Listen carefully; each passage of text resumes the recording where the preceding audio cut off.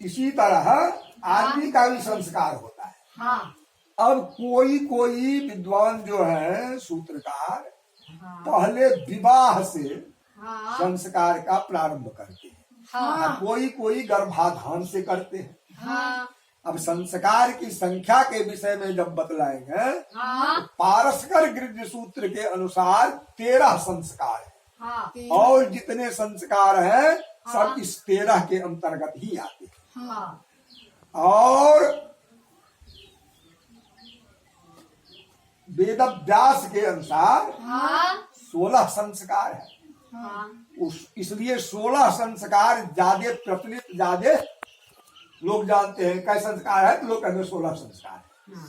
हाँ, कहीं कहीं 40 संस्कार कोई गृह्य सूत्रकार लिखे हैं। हाँ इस तरह से तो अब पारस्कर गृह्य सूत्र में विवाह से संस्कार का सूत्र किया गया हाँ है। चूंकि विवाह का तात्पर्य क्या है, बी उपसर्ग पूर्वक बह धातु से विवाह बनता हाँ है। हाँ तो विवाह इसलिए किया जाता है हाँ कि राष्ट्र भक्त संतति पुत्र हो, हाँ है, क्योंकि अपुत्र से गतिर नास्ति, बिना पुत्र वालों की गति नहीं, शास्त्र में कहा गया है।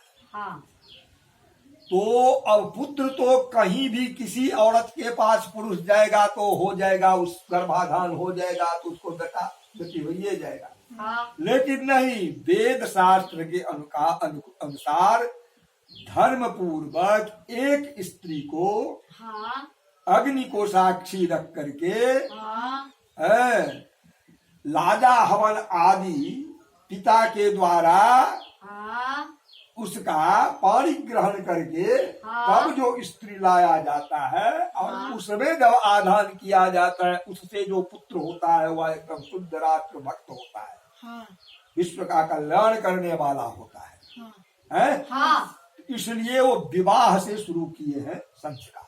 हाँ तो पहले विवाह संस्कार हुआ। विवाह संस्कार, विवाह भी 8 तरह के, वो आगे कहा जाएगा। हाँ विवाह के बाद होता है गर्भाधान। गर्भाधान किसको कहते हैं?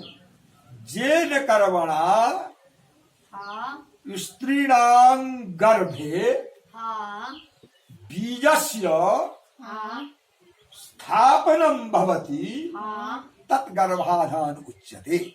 हाँ जिस कृत्य के द्वारा, जिस कर्म के द्वारा स्त्री के गर्भ में बीज की स्थापना होती है, जैसे किसी खेत में हाँ धान रोपा जाता है, हाँ वो खेत जितना सुंदर तैयार रहता है उतना ही सुंदर उसमें धान होता है। हाँ इसी तरह से वैदिक संस्कार के द्वारा हाँ जो स्त्री को शुद्ध किया जाता है, वेद मंत्र पूर्वक उसका गर्भाधान संस्कार होता है, हाँ उससे जो संतान उत्पन्न होता है बड़ा तेजस्वी होता है, आचारवान होता है, चोर बनोर नहीं होता है, हाँ राष्ट्र भक्त होता है।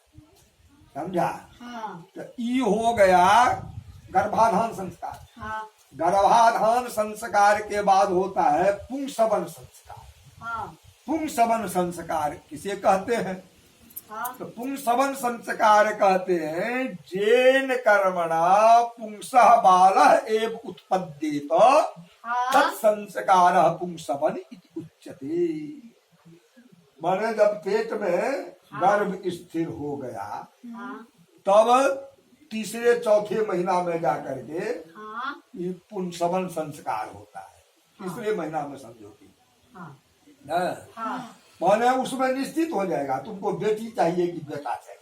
हाँ अब तुमको सिखला देंगे ना हम, बेटे हो जाएगा। हमरा तो गड़बड़ा गया, उस समय में जाने नहीं था, बेटी सब हो गई, तुमको बेटे हो जाएगा। समझा कि नहीं समझा? हाँ तो उसमें क्या होता है, एक पुष्य नक्षत्र होता है, पुरुष नक्षत्र कहलाता है। हाँ पुष्य नक्षत्र में ही बोड़ का पेड़ दिखता है, हाँ थांतर में है, हाँ उसका जो सूंग लटका होता है वो सूंग को तोड़ करके ले आया जाता है। अब पूस का जोड़ जो होता है हाँ वो निकाला जाता है, पानी में सिलौट पर पीस लिया जाता है। अब पीस करके हाँ उसको क्या किया जाता है, कपड़ा में छान लिया जाता है। हाँ उसमें जो रस निकलता है, हाँ उस रस को जो पति होता है, हाँ हैं, वो स्त्री के नाक में मंत्र पढ़ करके देता है। शाम में भर दिन स्त्री उपवास करेगी, हाँ और शाम में जो मंत्र पढ़ के नाक में देगा तो ऐसे खींचेगी। ऐसे जो खींचेगी तो पेट में वो लड़की नहीं होगा, वो लड़का हो जाएगा। वो पुंसवन संस्कार हुआ है। हाँ विवाह संस्कार, गर्भाधान संस्कार और पुंसवन संस्कार। इसके बाद होता है सीमंतोन्नयन संस्कार। काल कहै छियै अहाँ। अच्छा, तो आज यहीं तक रखो, इसके बाद फिर आगे कहेंगे। काहे तुम भूल जाएगा तुम लोग। आज यहीं तक रखो, आज यहीं समाप्त करते हैं। हाँ।